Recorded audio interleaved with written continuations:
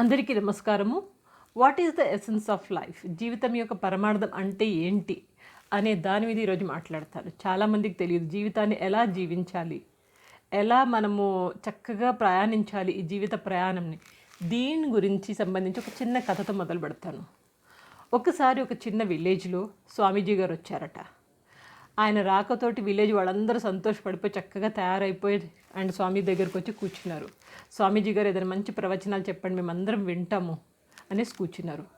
అప్పుడు స్వామీజీ ఏం మాట్లాడకుండా అలా మౌనంగా లేచి నడిచిపోయి అక్కడ ఉన్న చిన్న కాలువ దగ్గరికి వెళ్ళి ఆ నీళ్ళని చూస్తూ ఉన్నారు.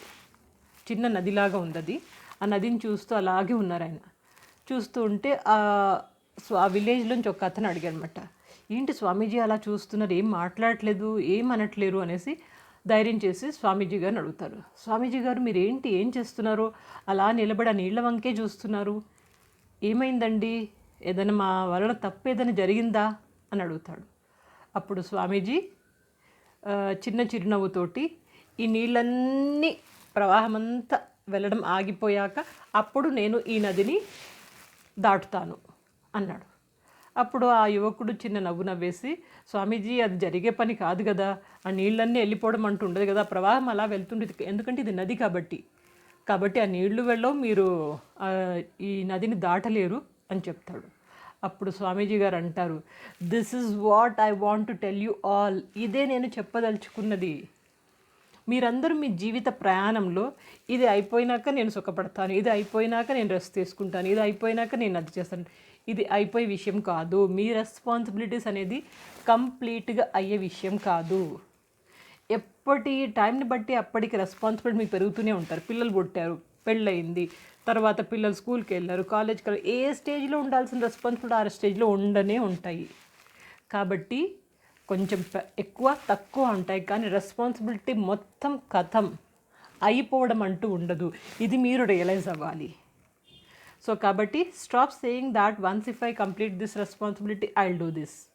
ఇది అయిపోయినాక నేను చేస్తాను, ఇది అయిపోయినాక నేను పడుకుంటాను, ఇది అయిపోయినాక నేను రెస్ట్ తీసుకుంటాను, ఇది అయిపోయినాక బయట యాత్రలకు వెళ్తాను, ఇవన్నీ అనడం మానేసేయండి. మీరు మీ పనులు చేస్తూ మీరు ఏం చేయాలో అది చేయండి. Do what you want. మీరు ఎక్కడికి వెళ్ళాలో అక్కడికి వెళ్ళండి. ఏం తినాలనుకుంటున్నా తినండి, ఏం చేయాలనుకుంటున్నా చేయండి, ఎవరిని కలవాలనుకుంటున్నా కలవండి. అన్నిటికీ మీరు ఇది అయిపోయినాక చేస్తాను, అది అయిపోయిన చేస్తాను అది అనడం మానేయండి. ఇదే లైఫ్, ఇదే జీవితం అంట.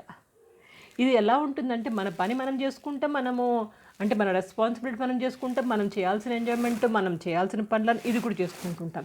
ఈ రెండు ఎలా ఉంటాయంటే ఒక ట్రైన్కి పట్టాలు ఉంటాయి చూడండి, ఆ పట్టాలాగా సమానంగా ప్రయాణిస్తూ ఉంటాయి.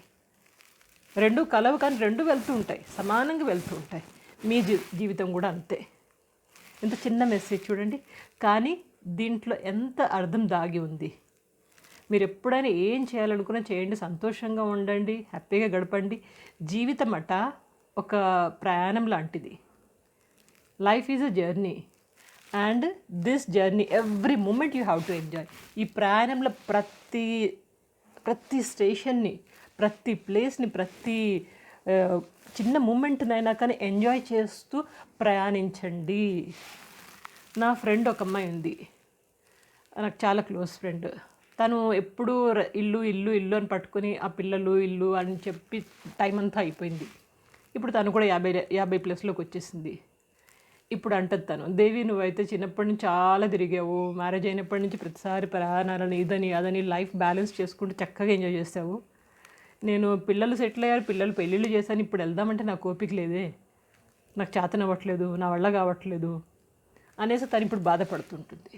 అదే రెస్పాన్సిబిలిటీ అంటే. రెస్పాన్సిబిలిటీ ఉంది, దాన్ని వదిలేసుకొని మనం వెళ్ళట్లేదే, దాన్ని వదిలేసి మనం ఏ పని చేయట్లేదే, అది చేస్తూ మీకు ఏం కావాలో అది చెయ్యండి. ఇది స్వామీజీ గారు చెప్పే సత్యము. సో అర్థమైందనుకుంటా.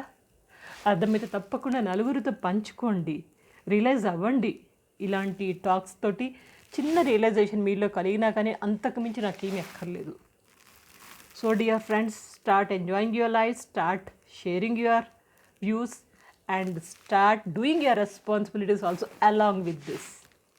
మీ బాధ్యతలతో పాటుగా లైఫ్ని జీవించడం కూడా నేర్చుకోండి, మొదలు పెట్టండి ఇప్పుడే. ఓకే, మరి ఒక కొత్త టాపిక్తో మీ ముందుంటాను. అప్పటిదాకా ఆనందంగా, ఉల్లాసంగా, ఉత్సాహంగా నవ్వుతూ, తుళ్ళుతూ, కేరింతలు కొడుతూ, గెంతులు వేస్తూ ఉండండి. Take care. Good luck.